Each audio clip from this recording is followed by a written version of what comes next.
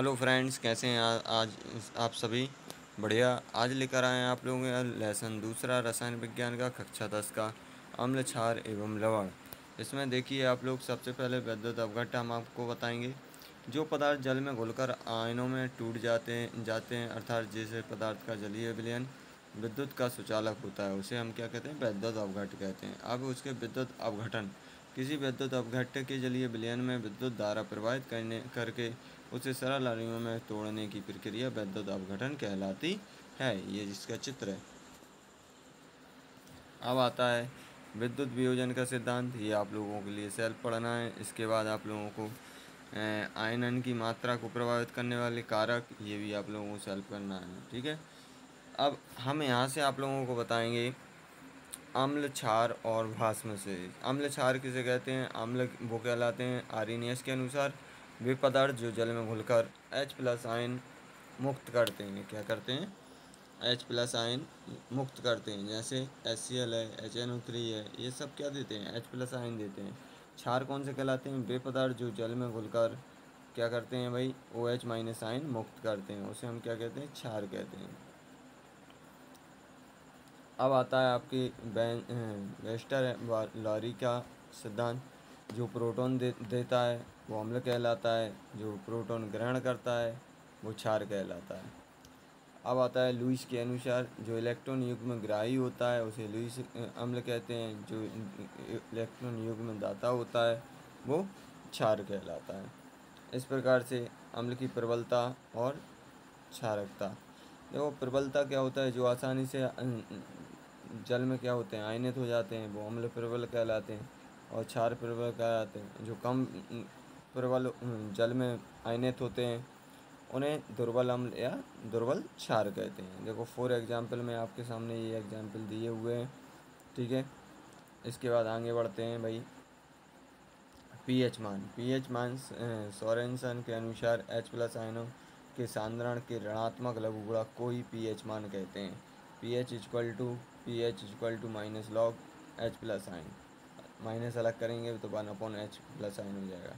देखो भाई, 0 से ऊपर रहेगा अम्ल रहेगा, सॉरी 7 से ऊपर रहेगा तो अम्ल रहेगा, 7 पे रहेगा तो उदासीन रहेगा, 7 से नीचे रहेगा तो क्षार रहेगा। ये फॉर्मूले हैं कैलकुलेट करने के। अब आता है दैनिक जीवन में पीएच का महत्व। तो पाचन में, दंत क्षय में, हमारे शरीर में अच्छी उपज में, पौधे व जंतुओं द्वारा आत्मरक्षा में, ये सब में प्रयोग किए जाते हैं। ये कुछ सवाल हैं जो आप लोगों को करना है। ठीक है भाई, क्लियर है? इसी प्रकार एक सवाल और ये है और एक सवाल ये है। इनके बाद एक सवाल ये भी है, ये सवाल करना है। उसके बाद आता है सूचक। सूचक वे पदार्थ होते हैं जो अभिक्रिया के पूर्ण होने की जानकारी देते हैं। अर्थात अम्ल क्षार सूचक वे रासायनिक पदार्थ होते हैं जिनका अम्लीय विलयन में एक रंग होता है तथा क्षारीय विलयन में दूसरा रंग होता है। अर्थात माध्यम का पीएच बदलने पर ये अपना रंग परिवर्तन कर देते हैं। जैसे एग्जाम्पल में देखो, इतने सारे आपके सामने हैं। मेथिल ऑरेंज है, लिटमस है, फिनोप्थलीन है, ये सब अपने अपने अलग अलग रंग पे अलग अलग। 3.1 पर लाल रहता है, 4.5 पर पीला हो जाता है।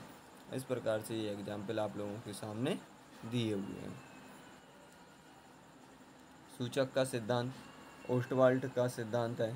पहला है, सूचक या तो दुर्बल अम्ल या दुर्बल क्षार होता है। आयनित सूचक का रंग एक रंग होता है, जबकि आयनित होने पर इनका रंग बदल जाता है। ठीक है। इस प्रकार से अम्लीय सूचक क्षारीय माध्यम में तथा क्षारीय सूचक अम्लीय माध्यम में कार्य करता है। फॉर एग्जाम्पल है फिनेप्थलीन। ये देखो किस प्रकार से काम करता है, दोनों की तरफ लिखा हुआ है। ठीक है। इसके बाद अगला एग्जाम्पल देखो, ये दिया हुआ है। अब आता है सर्वव्यापी सूचक। कौन सा आता है? सर्वव्यापी सूचक। पीएच परिसर को बढ़ाने के लिए विभिन्न सूचकों का मिश्रण होता है, उसे हम सर्वव्यापी सूचक कहते हैं। फॉर एग्जाम्पल क्लोथ्राव। ठीक है। ये किस किस से मिलके बनता है? इन सभी से मिलके बनता है। देखो, ये सबका अपना रंग शो कर रहे हैं ये। ठीक है। आम्लों के सामान्य गुण देखो भैया, स्वाद में खट्टे होते हैं, संचार लकड़ी आदि जल में विलय होते हैं, नीले उसको लाल कर देते हैं, धातुओं से क्रिया करके हाइड्रोजन गैस मुक्त करते हैं भाई। इसके बाद क्षार के सामान्य गुण देखिए। संक्षारण में देखो कपड़ा, कागज, त्वचा आदि को नष्ट करते हैं। स्वाद में तीखा होता है, जलन वाला होता है, जल में विलय होता है, लाल लिटमस को नीला कर देता है, साबुन जैसे चिकने होते हैं। ठीक है, इस प्रकार से ये। अब आता है उदासीनीकरण। अम्ल प्लस क्षार को अपना लवण बनाता है तो उसे उदासीनीकरण कहते हैं। एग्जाम्पल आपके सामने है। उदासीनीकरण ऊष्मा क्या कहलाती है? जब एक मोल अम्ल एक मोल क्षार के साथ उदासीनीकरण अभिक्रिया करता है तो उत्सर्जित ऊर्जा को उदासीनीकरण ऊर्जा कहते हैं। देखिए भाई, एक अम्ल है, ये क्षार है, दोनों को किया तो ऊर्जा उत्पन्न कर रहा है। ठीक है, अब आगे बढ़ते हैं। लवण किसे कहते हैं भाई? लवण किसे कहते हैं? लवण कहलाता है अम्ल व क्षार उदासीनीकरण अभिक्रिया में बनने वाला ठोस पदार्थ लवण कहलाता है। और एग्जाम्पल में देखिए, ये अम्ल है और ये क्षार है, दोनों को आपस में मिला है, आपके सामने लवण बन गया। अम्ल लवणों के वर्गीकरण: सरल लवण में अम्लीय लवण, क्षारीय लवण, मिश्रण लवण और द्विक लवण। अब आता है संकर लवण। इसके बाद नमक। कुछ रासायनिक सूत्र हैं। नमक जैसे NaCl है, इसका रासायनिक नाम सोडियम क्लोराइड होता है। रिएक्शन से बनता है, भोज्य पदार्थों में उपयोग होता है, उदासीनीकरण में भी पार्टिसिपेट करता है, समुद्र से प्राप्त होता है। अब आता है सोडियम हाइड्रोक्साइड NaOH। भाई, इसका निर्माण अपन NaCl का जलीय विलयन में विद्युत धारा प्रवाहित करके प्राप्त करते हैं। ठीक है भाई, इसका उपयोग पढ़ लेना। इसके बाद आता है धोने का सोडा, ये इम्पोर्टेंट है। Na2CO3.10H2O फार्मूला होता है। इसका रासायनिक फार्मूला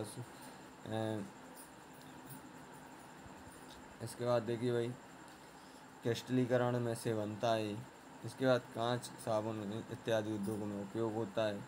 अब आता है बेकिंग सोडा, खाने वाला सोडा। इसका सूत्र होता है NaHCO3, सोडियम हाइड्रोजन कार्बोनेट या फिर इसी को सोडियम बाइकार्बोनेट। ठीक है, और इसका रासायनिक नाम होता है आपका सोडियम कार्बोनेट डेकाहाइड्रेट। ठीक है, अब इसके बाद आगे बढ़ते हैं। इसके उपयोग पढ़ लेना भाई आप लोग सभी। इसके बाद ब्रंजक चूर्ण, रासायनिक नाम क्या है भाई?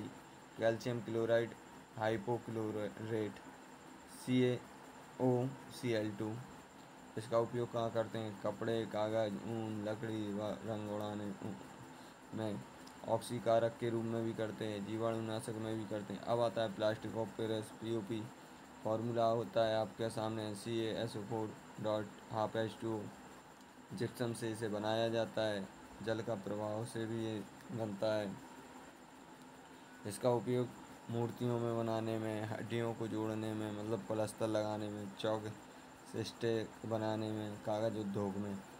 भाई, ये अपना दूसरा लेसन था जो कि रसायन विज्ञान का है। ये आप सभी के लिए बहुत उपयोगी है। नोट्स इससे आप लोग प्रिपेयर कर सकते हैं और चैनल को लाइक और सब्सक्राइब ज़रूर कर लें ताकि आगे इसी प्रकार की वीडियो आपको रिटन नोट्स प्राप्त होते रहें। ओके, थैंक यू, धन्यवाद।